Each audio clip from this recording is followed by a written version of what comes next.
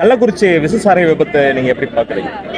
எல்லாரும் தமிழ்நாட்டிலே தர்மபுரியை எப்படி பார்த்தாங்களோ அதை போல இப்ப விக்கிரவாண்டி இடைத்தேர்தலையும் எல்லாரும் உற்று நோக்கிட்டு இருக்கிறாங்க. மருத்துவர் அன்புமணி அவர்கள் 2 நாள் முன்னாடில இருந்தே பேட்டியில சொல்லிட்டு வர்றாரு.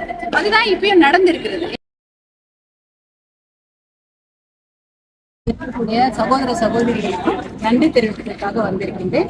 எத்தனையோ பேர் எனக்கு வாக்களித்தாங்க. இந்த பாப்பாண்டிப்பட்டியில அதுல மிகப்பெரிய லீடிங் நிறைய சட்டமன்ற தொகுதியிலேயே பார்த்தீங்கன்னா தமிழ்நாட்டிலேயே நிறைய லீடிங் பாப்பிரெட்டிப்பட்டியில கூட்டணி கட்சி தேசிய ஜனநாயக கூட்டணி கட்சி லீடிங் வாங்கி இருக்கிறது. அதனால இந்த பகுதியில் மக்களுக்கு நன்றி செலுத்துவதற்காக இந்த பகுதியில் நாங்கள் வந்தபோது எனக்கு ஆரவாரமான வரவேற்பை அளித்து என்னுடைய மகள்கள் வந்திருந்த போது கூட இந்த பகுதியில ரொம்ப அவர்கள் மேல் பாசத்தை பொழிந்தார்கள் தர்மபுரி மக்கள்.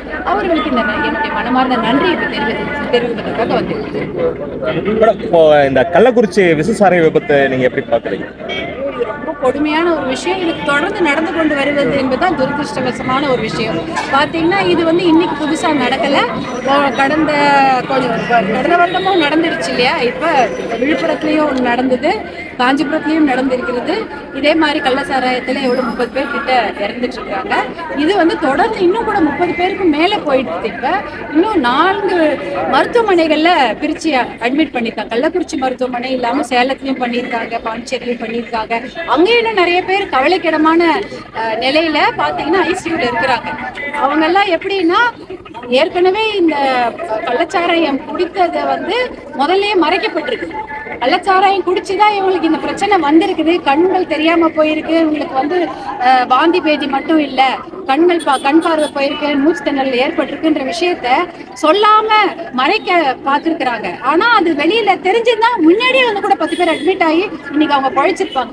எல்லாத்தையும் மூடி மறைச்சு வெளில தெரியக்கூடாது, ஊடகத்துக்கு தெரியக்கூடாதுன்னு மறைத்து விட்டதுனால நிறைய மக்கள் சாதாரண வாந்தி பேதிதான் போல இருக்குது, ஏதோ சாப்பிட்டுட்டோம்னு நினைச்சு வீட்டுல எடுத்துக்கிறாங்க.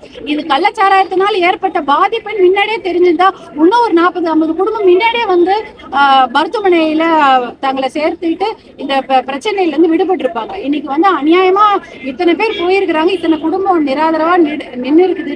காரணம் இந்த கள்ளச்சாராயம் தான் இதுக்கு காரணம்னு முன்னாடியே தெரியப்படுத்தாதுதான். ஆனா அதை எல்லாரும் சொல்லிட்டு இருந்திருக்காங்க. ஆனா அதை வெளியில கொண்டு வரவே இல்லை. அதான் பிரச்சனை.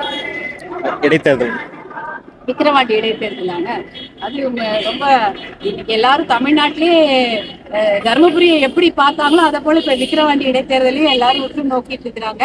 அது மிகப்பெரிய வெற்றியையும் அது கண்டிப்பாக நாங்க எதிர்பார்த்துட்டு இருக்கிறோம். இந்த விக்கிரவாண்டி இடைத்தேர்தல் இந்த முடிச்சு நான் விக்கிரவாண்டிக்கு தான் போறேன். கண்டிப்பாக வரலாறு படைப்போம் தான். எப்பயுமே வரலாறு தான் படிச்சுட்டு இருக்கிறோம் இன்னைக்கு.